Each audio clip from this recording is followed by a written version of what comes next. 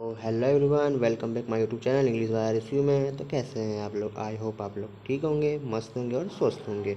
तो जैसा कि आप लोग थंबनेल में देख ही चुके हैं कि आज हम क्या करने वाले हैं, पूरा हम बेसिक से पूरा टॉप तक जाएंगे, है ना। तो ये हमारा बेसिक का पहला क्लास होने जा रहा है, जिससे मैं आप लोग को बता देना चाहता हूँ कि ये बेसिक में बहुत ही ज़्यादा बेसिक से होगा, जो कि आप आज तक यूट्यूब पे कभी आपने देखा नहीं होगा, ठीक है ना। तो इस बेसिक क्लास में मैं आप लोग को बहुत ही ज़्यादा बेसिक से इंग्लिश में डीपली ले जाना चाहूँगा, है ना।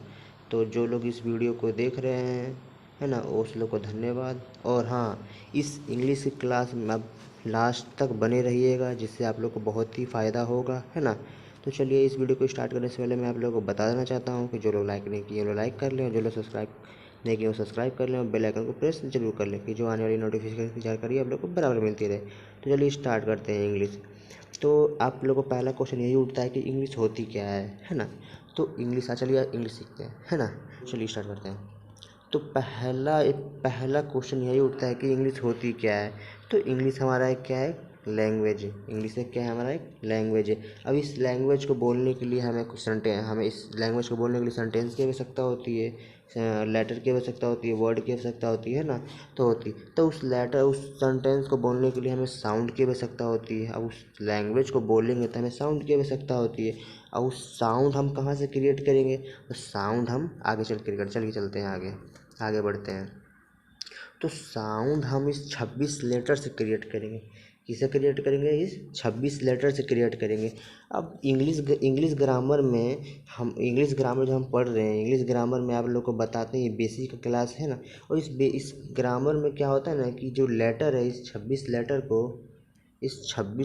लेटर को दो भागों में बांट दिया गया है ना। पहला वॉवेल में बांट दिया गया और दूसरा कॉन्सोनेंट में बांट दिया गया है। अब वॉवेल में क्या क्या होता है? तो ए होता है, ई होता है, आई होता है, ओ होता है और यू होता है। टोटल 5 होते हैं। टोटल कितने होते हैं? 5 होते हैं। और कॉन्सोनेंट कितने होते हैं? 5 घटा दीजिए, 26 हमारा लेटर है, उसमें से आप 5 घटा दीजिए तो हमारा क्या हो जाएगा? वो 21 बच जाएगा, वो क्या हो जाएगा? हमारा कॉन्सोनेंट हो जाएगा। तो चलिए आगे बढ़ते हैं। आगे लिखा हुआ है हमारा अल्फ़ाबेट।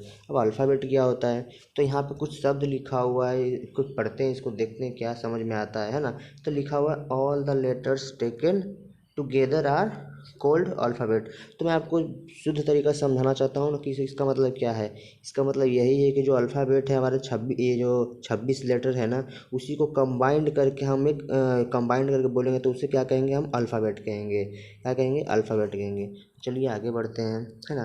अच्छा, एक ये नोट है, बहुत ही इंपॉर्टेंट नोट है, आप इस नोट को बहुत ही बढ़िया से ध्यान दीजिएगा। इसमें लिखा हुआ है क्या? क्या लिखा हुआ है? Alphabet is uncountable noun. अब मैं अनकाउंटेबल नाउन आगे मैं डिस्कस करूँगा आप लोग को आगे। बस थोड़ा सा मैं आपको बताना चाहता हूँ अनकाउंटेबल नाउन क्या होता है और काउंटेबल नाउन क्या होता है। अनकाउंटेबल नाउन ये होता है कि जिसको हम गिन नहीं सकते हैं। क्या होता है? गिन नहीं सकते हैं। और जो काउंटेबल नाउन क्या होता है? जिसको हम गिन सकते हैं, है ना। तो मैं इसकी चर्चा आगे करूँगा डिटेल से, डोंट वरी, है ना। चलिए आगे चलते हैं। लिखा क्या है? अल्फ़ाबेट को, हाँ, ये भी बहुत ध्यान दीजिएगा, ये बहुत ही ज़रूरी है, ये बहुत ही इंपॉर्टेंट है, ये भी ध्यान दीजिएगा। बहुत लोगों को पता नहीं होता इस चीज़ के बारे में। चलिए इसे ध्यान देते हैं। क्या लिखा हुआ है? ये अल्फ़ाबेट को हम क्या नहीं कह सकते हैं? अल्फ़ाबेट नहीं कह सकते हैं, है ना। नहीं कर सकते हैं। जो एस लगा है हम नहीं लगा सकते हैं ना। एस लगा देंगे तो गलत हो जाएगा हमारा। चलिए आगे बढ़ते हैं। ये भी नोट बहुत इंपॉर्टेंट है, इस नोट को आप भी ध्यान दीजिएगा। बहुत लोग को पता नहीं होता है, आप किसी से पूछ के देखिएगा तो वो नहीं बता पाएगा, ठीक ना।